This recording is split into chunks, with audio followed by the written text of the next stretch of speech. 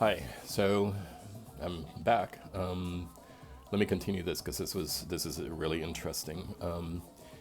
Um, Again, if you're new to this channel, thank you for coming and welcome to my world. What is it? Unveiled and uncut.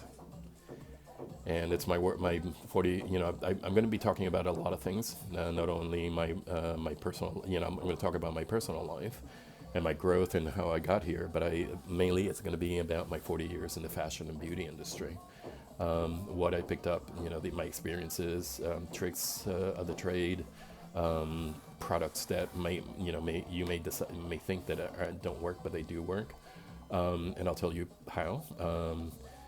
So if you're new, please subscribe. That will support me and help me, keep going with this and my new chapter in life, which this is.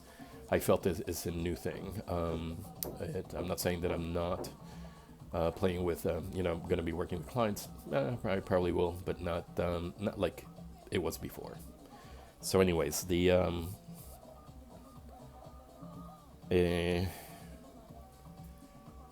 so like I was saying in the previous video, there were some tricks, a little few things like products that I picked up, especially for color. The workflow is to, client comes in, you do a brief consultation, you go mix, you drape her with a towel, and then you put that protector around the hairline. And the more commonly used is Vaseline, but Vaseline is kind of like it's very you have to be very careful, because if it gets into the hair, your hair will not process. You know what I mean? But when I lived in Boston, which I did for 4 years before moving to Miami for the next 30, in one of the salons, one of the assistants turned me on to this one product. It was from KMS, and it was called Between. And she said, "Oh, in the other salon that I used to work, they used this, and it was great for color because it wouldn't let this stain the skin, and if it gets into the hair, it's fine. It will not affect the process of the color." So I said, "Okay, let's try it. If not, I'll kill you." Let me tell you, it was a game changer for me, and it always was a game changer for me because I didn't have to worry. I just put this oil on, and and put the color on and skin, even in very dark colors, and people who would stain easily, not a thing. And if it did stain, it was kind of surprising because it was surprising, and but it was very simple. One of the things I used to take off color, which was my favorite product, to better than Color Touch, I think it's called, from Clairol, or Revlon or whoever, was that Super Smack from Fermisi. I thought that was the best one in the market, and it helped me very much. To clean the areas before sending them to the shampoo or the assistant to clean the hair. But let me talk about this Between product. So when I moved to Miami, shortly after I moved to Miami, I heard that KMS had discontinued this product because I don't know if they sold the company or they just changed packagings or they were redesigning the whole thing. So one of the things that they decided to discontinue was this Between product. I almost had a heart attack. So I went to everywhere I could and I bought as much as I could because I said this has to last me long until I can find a chemist to tell me what the hell is in this product and I can replicate it so I can keep using it for the rest of my life. So I was almost finished with what I had, with the stash that I had, and it occurred to me one day to turn the bottle around and look at the ingredients. Maybe the ingredients are there. Maybe I don't need a chemist.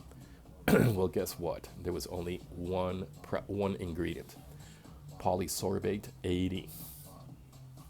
What? I mean, I've heard this name, and I'm like, what? It's used in the U.S. It's used as part of food. I think oils have, cooking oils have polysorbate 80. I think margarine has polysorbate 80. So technically, it's not a carcinogen, I guess. Maybe it is poison, but in small quantities. But since you're going to use it outside, you're not going to feed the client these things. But the truth is, it was a game changer for me, and it is a game changer because even if people get irritated, it stops the irritation, but it lets the process of the color or whatever, relaxers. You can use it with relaxers, which burn skin. And believe me, I tried it once, and oh my God, I think I had third-degree burns from a relaxer, and that's another another episode. So anyways, so basically all I did was Google polysorbate dating. And basically there's a lot of companies out there that sell chemicals for making soaps and making this and making that, which have these raw materials to create these things, and candles and stuff like that. And I found polysorbate dating, and I got it, and it worked fine. So I said, okay, great, stress is over. Like I said, to take everything off, a super smack from Farmacy is the best, as far as I'm concerned. It's the best. The other thing, to take off stains, one thing I learned in school that, which is, it sounds gross, but let me tell you, it works. Even if you use black hair dye, cigarette ashes. If there's a smoker in the salon, collect the ashes.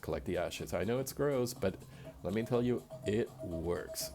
In case you are not able to prevent from your hair getting stained, especially if they're using a black hair dye. And I've tried it. I wet a towel with the Super Smack, dip it a little bit in the ashes. Oh my God, it's magic. It makes the dye disappear. So, anywho, let's move on. And like I said, the end papers. What else did I need to talk about as far as hair coloring? Like I said, put the end papers on the hairline after you're done.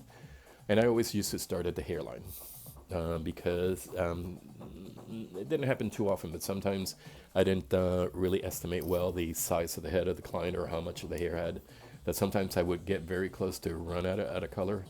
And I tried the best to, spread it around enough so that, I wouldn't have a problem. However, putting the color in the hairline is better because that way, if they put it up in a ponytail, it's they might not notice the friends around them may not notice that there are spots with maybe didn't cover completely.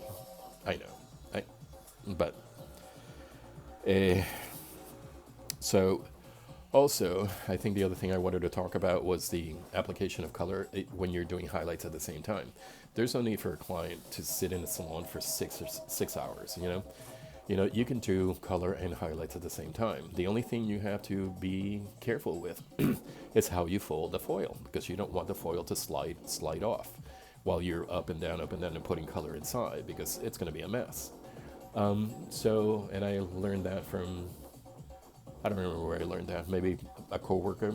Just fold it enough that you know that it's not going to move, but still be gentle when you put the color in between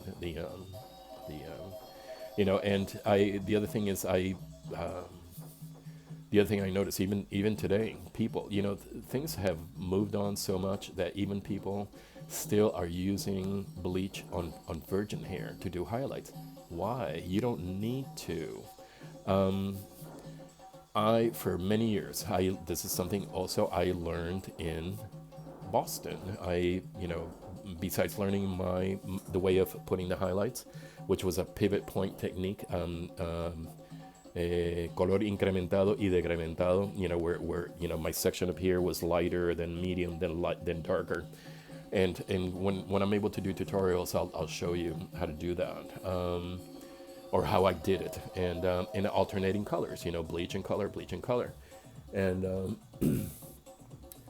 but when I did color, I would do the highlights with color, and there are things you need to keep in mind for to do when you do these things, and if you're alternating bleach with color, what are the things you have to look at, and what are the things you need to do to be able to be successful with doing these kind of hair highlights. And this is pretty much about my workflow. And the one big issue for me always was, especially when I was working for somebody else in salon, is the time that they give you to do all this stuff. Oh my God, it was horrible. It's like, how do you expect to have people don't like to wait, and people don't like to sit around to wait, but they only give you so much little time for things. And you and I know that, applying color, yeah, it could take half an hour, but then the processing is another. It's in between the processing and the shampooing, it's a good 45 minutes, because if there is a traffic jam in the shampoo bowls, that client's not going to get shampooed right away, not necessarily. And so it could take an hour. So you have to be careful how you book things. At least when I was doing my own bookings, when I was self-employed, that's how I did. I took care. I made sure that I had enough time for everything. And you know what? I'm going to leave this here. Again, if you're new, please subscribe. And if you like my content and you want more, yeah, there'll be more. And this is all evolving organically. I like I said, I am not really programming anything in particular. Probably the next video I record is going to have to do with the comments and maybe some tricks of the trade. And like I said, I am. I'm using this because it sounds better with this microphone than if I just used the camera's microphone. And I'm sorry, it looks kind of weird, but eventually I will be able to afford, better equipment, like every other person does. And, I've been watching some videos from people that have started, and they said, just start with your phone, whatever. And just start and keep going and keep doing what you need to do.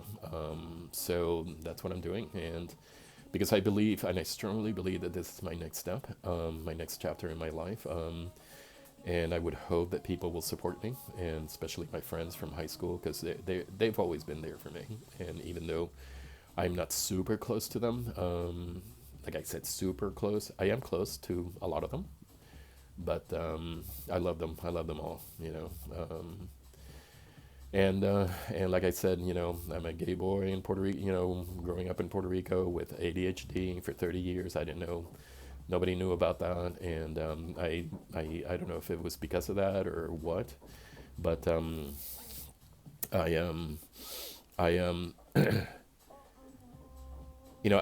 I became more of an introvert because I didn't like to talk about myself. I didn't want to be discovered. I didn't want people to know me, because I didn't think that people would like me if they knew who I am. And again, self-discovery and self-evolving. And so thank you. Thank you for listening and making it to this far in the episode. And but if you're a follower, make comments, and thank you. I love you for supporting me, and make comments, make questions. That way it'll help me to focus my tutorials, or focus my conversations here on those things. Okay.